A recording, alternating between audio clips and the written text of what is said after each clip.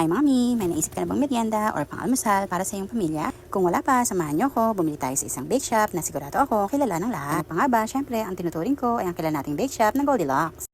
Alam niyo ba mga mami na ang Goldilocks, nagsimula pa sila noong pang 1966, tinaguyad ito ng tatlong magkakapatid na babae. At ang akala ng lahat na ang tinda lang nila ay puro mga cakes at tinapay, pero hindi pala. May tinda rin silang mga ulam kagaya ng kare-kare, Shanghai, kaldereta at marami pang iba. May tuturing nga itong one-stop shop lalo na kapag may birthday o mga handaan dahil kompleto na ang mga sangkap at mga handa na pwede mong ihain sa buong pamilya. At nang mahagip nga ng mata ko ang Mongol Loaf dito sa dulo, hindi na ako nagpatumpik-tumpik pa at kumuha na ako ng isa. Ang Mongol Loaf nga pala nila dito ay isa sa mga klasikong paborito ng mga Pinoy mula pa noong panahong dekada 70. Ginawa itong malambot, masarap at may special Mongol feeling sa loob. Tamang-tama nga ito sa merienda, almusal, lalo na kung may kapartner na kape o mainit na tsaa. Speaking of kape, tara samahan niyo ako, timpla tayo.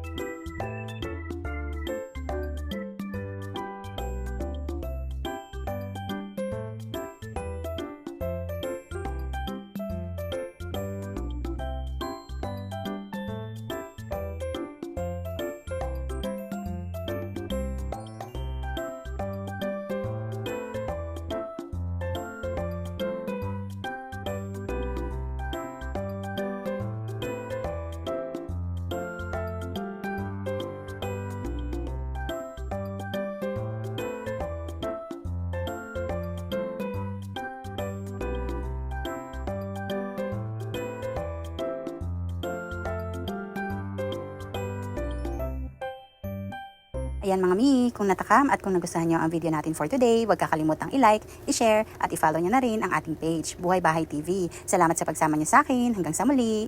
Bye!